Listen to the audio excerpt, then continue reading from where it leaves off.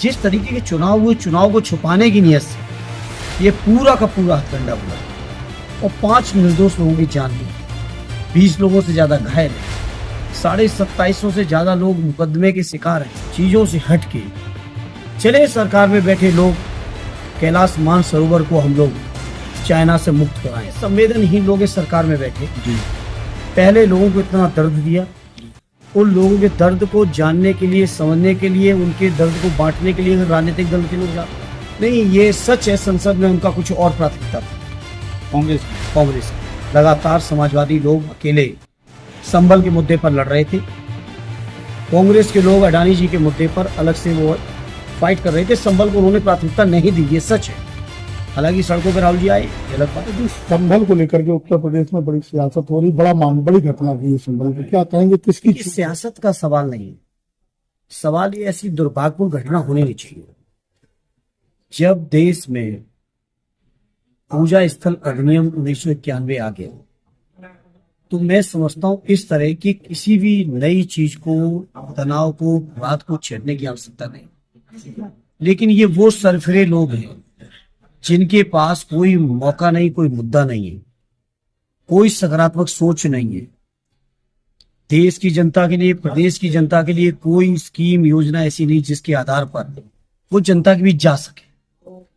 और जिस तरह से प्रदेश में उपचुनाव हुए हैं, विशेषकर कुदर की, जो खुद में संबल लोकसभा का ही एक दूसरी विधानसभा है, बॉर्डर है संबल शहर का, जिस तरीके के चुनाव हुए, चुनाव को छुपाने की नीयत से ये पूरा का पूरा हथकंडा हुआ है। आप सोचिए, एक ही दिन के अंदर फाइलिंग भी होती है पिटीशन की, डिसीजन भी हो जाता है, कमिश्नर की नियुक्ति भी हो जाती है और सर्वे भी हो जाता है, और शांतिपूर्वक सर्वे होता है। फिर 2 दिन बाद जुमे की नमाज शांतिपूर्वक होती है। फिर सरकार को लगा कि 23 तारीख को जो परिणाम आया है और इस परिणाम में जिस तरह से उनकी बेईमानी बेनकाब हुई, तो लोगों का ध्यान कैसे हटाया जाए। 24 तारीख को बिना न्यायालय की अनुमति के वहां के जिलाधिकारी, कप्तान और स्थानीय प्रशासन ने उत्तर प्रदेश सरकार के आदेश और इशारों पर वहां दोबारा सर्वे कराया, तनावपूर्ण माहौल पैदा किया और 5 निर्दोष लोगों की जान गई, 20 लोगों से ज्यादा घायल है, 2750 से ज्यादा लोग मुकदमे के शिकार हैं। हमारे खुद वहां के स्थानीय सांसद जिया और रहमान साहब, जो कि उस समय बंगलौर के एक सम्मेलन में मौजूद थे, वो भी एफआईआर किए, मैं नाम उनका।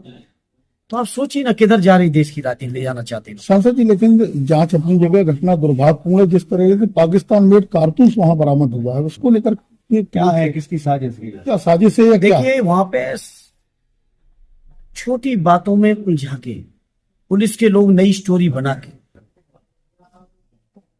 खुद ही किया, खुद ही बिना न्यायालय के आदेश के दूसरे दिन सर्वे करने पहुंचे 24 तारीख को, खुद ही फायरिंग की, 5 लोग की डेथ हुई, हत्या हुई, 20 लोग घायल हुए। सब कुछ पुलिस ने किया। पुलिस ने 2750 लोगों को मुकदमा कर दिया। अब पुलिस की नजरों में आगे स्थानीय लोग दोषी। पाकिस्तानी साजिश हो सकती है क्या पूरे मामले? देखिए, मैं इस मामले की सरकार जांच करे, इतना बड़ा सिस्टम है सरकार पर, आगे जांच क्यों नहीं करते?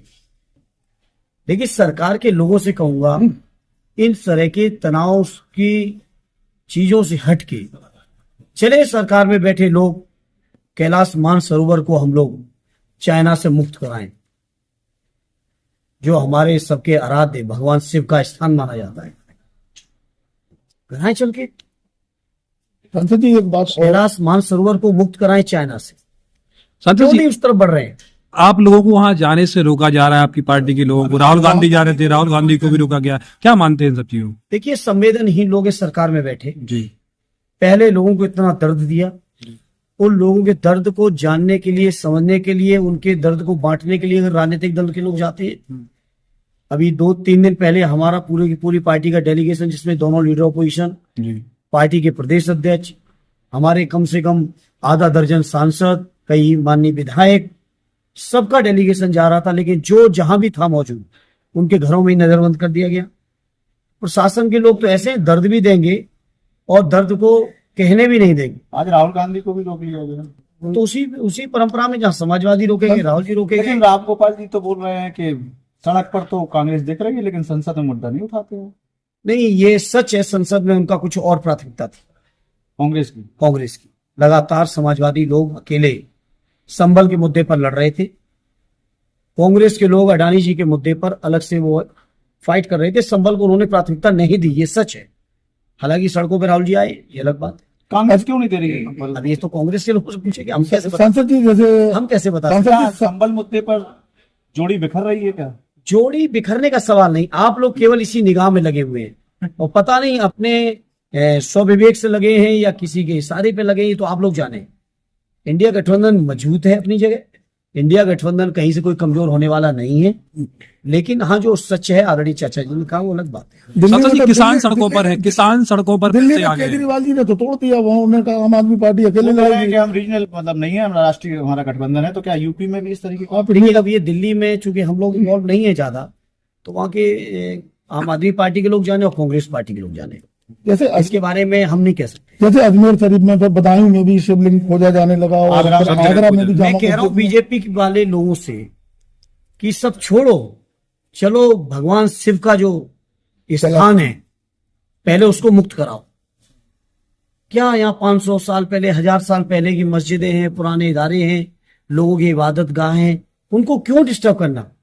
चलो पूरे देश के लोगों को लेके चलो ना, पहले कैलाश मानसरोवर को हम लोग मुक्त कराएं, कैलाश पर्वत को मुक्त कराएं। बीजेपी के लोग आगे चले, हम लोग पीछे चले। एक टीएमसी सांसद है कल्याण बनर्जी, उनका ये कहना है कि जहां पे नमाज पढ़ी जाती है वो वक्फ की संपत्ति होगी, जहां पे भी हो जाए नमाज, तो वो उनका कहां तक उचित मानते हैं? देखिए, मैं उनका बयान नहीं सुना हूं, तो केवल आपके कहने से मैं उनके बारे में कोई प्रतिक्रिया मैं कैसे दे दूं? क्योंकि मैंने बयान नहीं सुना, इसलिए मैं कुछ भी कहने सांसद जी, किसान सड़कों पर हैं, लगातार उनकी सुनवाई नहीं हो रही है। राष्ट्रपति, उपराष्ट्रपति ने भी संज्ञान लिया है, कृषि मंत्री को फटकार लगाई है, क्या कहेंगे इस पर? देखिए, किसान के बारे में लगातार झूठ बोला गया है। जी याद करिए 2013-14 के वो भाषण चुनाव के समय के, जी किसानों की आमदनी दूनी करने की बात की गई थी। याद करिए उन बातों को जिसमें स्वामीनाथन साहब की जो सिफारिशें हैं, C2 को 1.5% 1.5 गुना करके घोषित करने का, किसानों की आमदनी लागत जिसमें C2 भी शामिल है, किसानों के परिवार के लोगों की मेहनत, उनके जानवरों की मेहनत, सारी चीजें जोड़ने के बाद जो फार्मूला बनाया था स्वामीनाथन जी ने, उस फार्मूले से 1.5 गुना समर्थन मूल्य का वादा किया और सिफारिश की है। उनकी उसी सिफारिश को बेहतर मानते हुए भारत सरकार ने उन्हें सर्वोच्च सम्मान भी दिया। मैंने सदन में भी इस बात को कहा था कि सम्मान देना तब तक अधूरा है जब तक उनकी कही हुई बातों को न माना जाए। आखिर स्वामीनाथन जी की सिफारिशें आज तक क्यों नहीं मानी गई?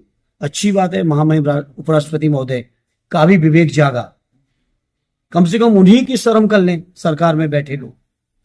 और महामहिम राष्ट्रपति जी से मैं अनुरोध करूंगा, उपराष्ट्रपति जी से, कि वो सदन में डायरेक्शन दें, जो हक है उनको चेयर पे बैठ के इस बात का डायरेक्शन उनको देना चाहिए। आजकल सनातन एकता, हिंदू एकता की बात की जा रही है कि हिंदू जातिवाद तोड़ो, हिंदू बनो। ये लोग, जो लोग देश के संविधान में भरोसा नहीं रखते, जी हमारे देश की प्रिम्बल में क्या गया कि हमारा देश पर धर्म निरपेक्ष होगा, पंथ निरपेक्ष होगा, समाजवादी राष्ट्र होगा। जब संविधान की प्रिम्बल और प्रस्तावना को ही नहीं मान रहे और ऐसे लोगों को सुनियोजित तरीके से सरकार खुद निकाल रही है प्रचार और प्रसार में। हमें तो झांसी के लोगों ने ही बताया कि पूरी के पूरे रोड डाइवर्ट थे एक हफ्ते तक। जी तो आखिर सरकार नहीं सुनियोजित कर रही है? क्या सरकार ये तय करे कि संविधान में उनको भरोसा है कि नहीं है? अभी तो उत्तर प्रदेश के लोगों ने टेलर दिखाया है लोकसभा के चुनाव में। आने वाले चुनावों में संविधान की अगर धज्जियां उड़ाई जाएंगी तो जनता प्रदेश से भी और देश से भी सफाया कर देगी बीजेपी तो बाबा बागेश्वर की यात्रा पर आयोजित मानते हैं आप? आपको क्या लगता है? आपने सांसद- आपके स्थानीय जर्नलिस्ट हैं, आपको क्या लगता है जहां हमारे देश के प्रिम्बल में धर्मनिरपेक्ष राष्ट्र की मान्यता और बात कही गई, वहां इस तरह की बात को कहना और कहने के बाद सुनियोजित तरीके से प्रचार करना, आप क्या मानते हो? आप बहुत बुद्धिजीवी पत्रकार हैं, आप खुद सोचिए अपने तर्क से। क्या मुस्लिम वोटों के लिए सपा और कांग्रेस में द्वंद्व छिड़ता जा रहा है? कोई द्वंद्व नहीं है, संविधान बचाने के लिए संघर्ष है समाजवादी का और इंडिया अलायंस का।